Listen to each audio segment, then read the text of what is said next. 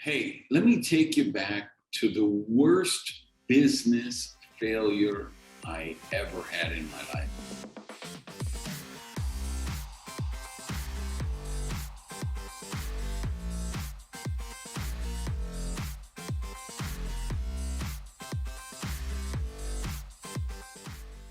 Hey guys, Randy Gage here with another episode of the Power Prosperity Podcast. I've flicked on the laptop so I can share it with you guys who are interested on the YouTube channel.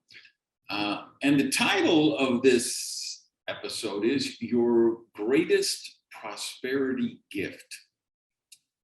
But as you can see, I want to start with this failure.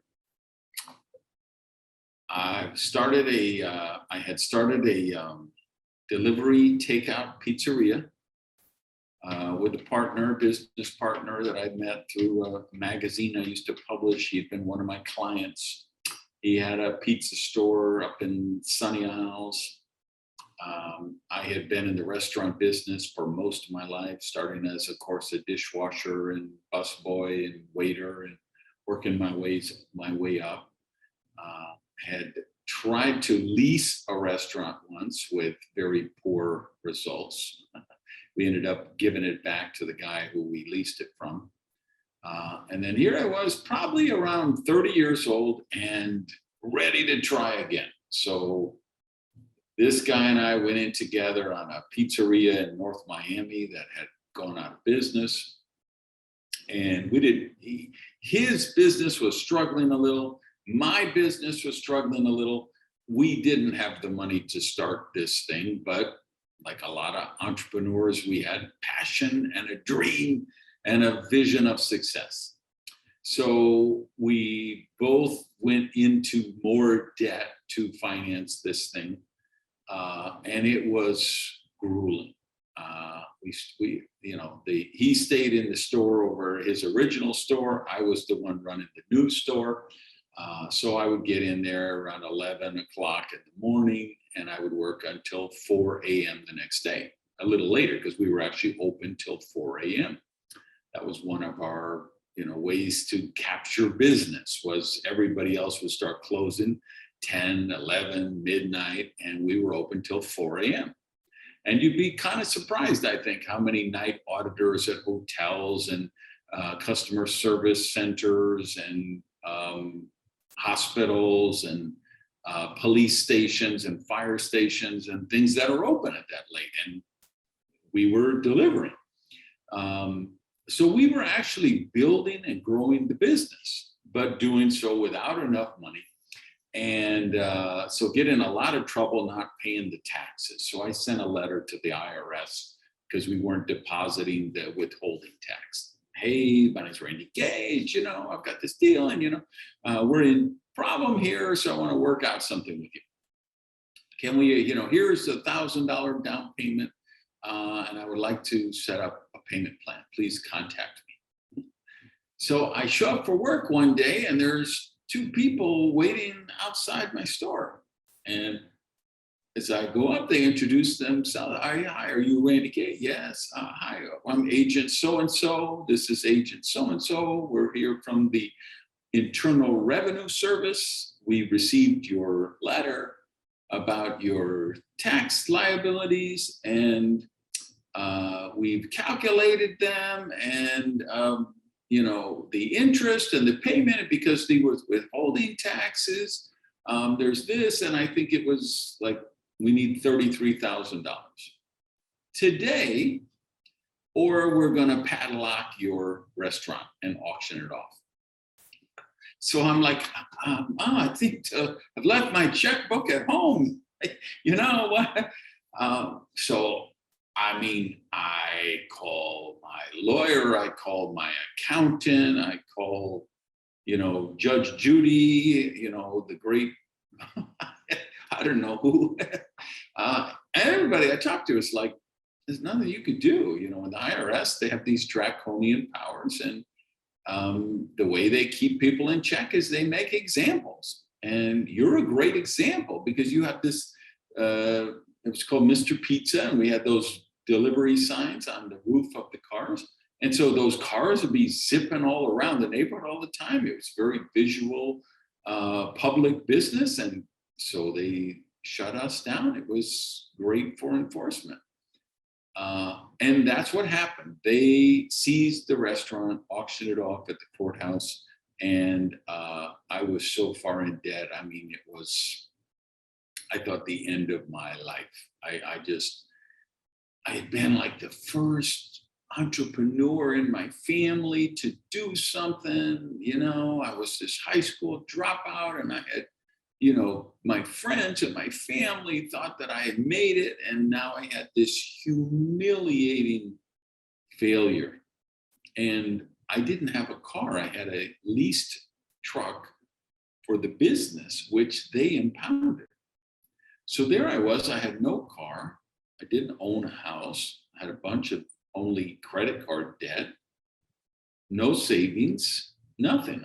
While they allowed me inside to make some phone calls, and what I did was clear out the safe and the cash register of the cash I had there, and prorated it among the employees I had, and gave them and said, sorry, this is what's left. You know, I've divided it up in, proportionately, take it. I didn't keep anything for myself because I felt so guilty about all these poor people who lost their jobs. And, vendors, I started calling the vendors, hey, don't bring the new delivery. I had people scheduled for that day. It's like, don't bring it. I don't have money. I can't pay you. It's only going to rot here. They're going to lock up the store. Everything's going to spoil.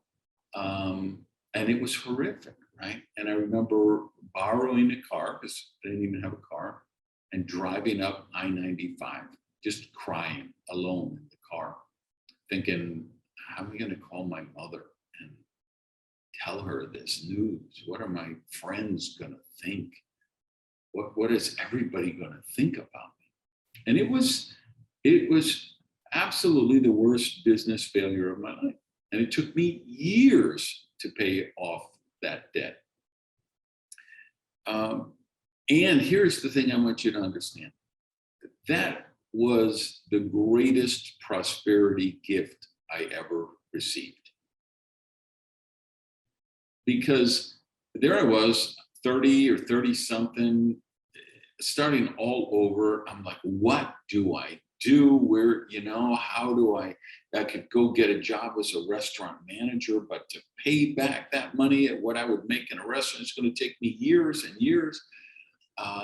And I remember reading an advice column, one of the old, like, Dear Abby type of columns, and somebody wrote for advice, and they said, hey, I'm thinking about going back to school, but I'm middle-aged, and I'm thinking, how old will I be in 4 years from now when I graduate?